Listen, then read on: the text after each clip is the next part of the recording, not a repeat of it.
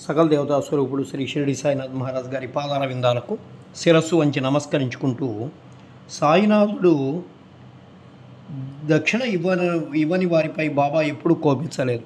ఎవరి ద్వారానైనా భక్తులు దక్షిణ పంపించినతో తెచ్చిన వారు దాన్ని మర్చినప్పుడు వానికి దాన్ని జ్ఞప్తికి తెచ్చి ఆ దక్షిణను తీసుకునేవాడు. ఒక్కొక్కప్పుడు చెల్లించిన దక్షిణ నుంచి కొన్ని రూపాయలు తిరిగి ఇచ్చి పూజలో పెట్టుకునేవారు మరి చెప్పేవారు.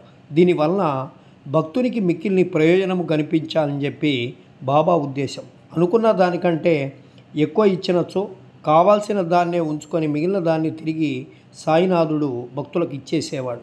ఒక్కొక్కప్పుడు భక్తుల నుండి నొకన్ని దానికంటే ఎక్కువగా ఇవ్వమని అడుగుతూ ఉండేవాడు. ఎవరి వద్దనైనా బదులు పుచ్చుకొని కానీ అడిగి తీసుకొని కానీ ఇవ్వమనేవారు.